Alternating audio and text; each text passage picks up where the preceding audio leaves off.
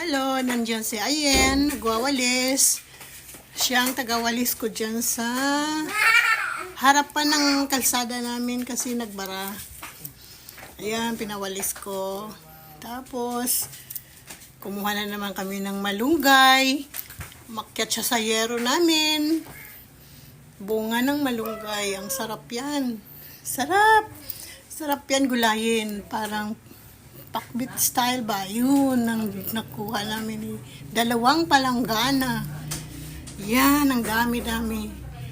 Tapos, ayan, sumabay din ako. Makyat din ako. Nagtuturo din ako sa kanya. Yun, na ganun. Ganyan.